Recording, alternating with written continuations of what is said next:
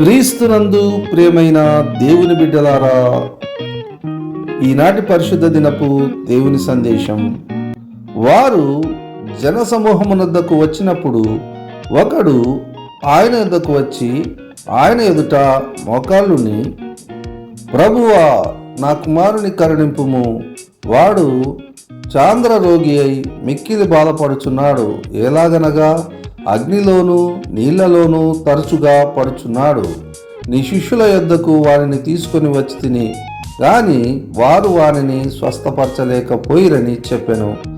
అందుకు యేసు, విశ్వాసం లేని మూర్ఖతరము వారలారా, మీతో నెంతకాలము ఉందును, ఎంతవరకు మిమ్మను సహింతును, వానిని నా యొద్దకు తీసుకొని రండని చెప్పెను.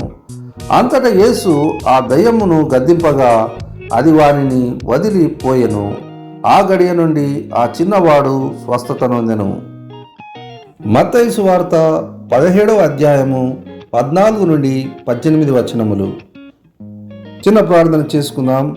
కృపా కనికరము గల మా దేవా, ఈ పరిశుద్ధ దినమందు చదవబడినటువంటి వాక్య భాగంలోని సత్యాన్ని మేము ఎరిగి తండ్రి మీకు కృతజ్ఞతమై జీవించు కృపను ప్రసాదింపజేయవలనని, ఆత్మీయ సత్యములను బయలుపరచవలనని యేసుక్రీస్తు వారి దివ్యనామముననే ప్రార్థించి వేడుకొనుచున్నాము తండ్రి. ఆమెన్.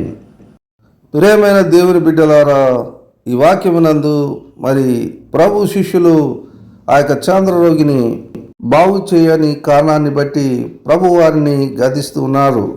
మీరు అల్ప విశ్వాసులై ఉండుటను బట్టి మీరు ఈ కార్యమును చేయలేకపోతున్నారని. అయితే ప్రభు అతని యందు కనికరపడి అతనిని స్వస్థపరిచినట్లుగా చూస్తూ ఉన్నాం.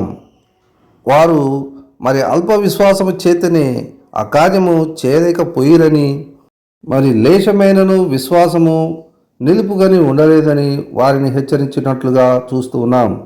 మరి ఒక చోట మరి మీరు నా యందు విశ్వాసం ఉంచుట వలన నేను చేసిన కార్యముల కంటే మరి గొప్ప కార్యములు కూడా చేతురని వారికి తెలియజేసి ఉండెను.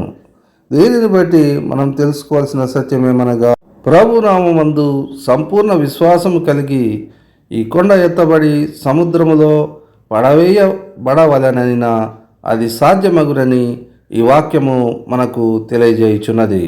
కాబట్టి ప్రియమైన దేవుని బిడ్డలారా, ప్రభునందు సంపూర్ణ విశ్వాసం కలిగి ఉండవలనని ఈ వాక్యము మనకు రుజువుపరచుచూ ఉన్నది. దేవుడి ధన్యత మనకందరికీ అనుగ్రహించునుగాక.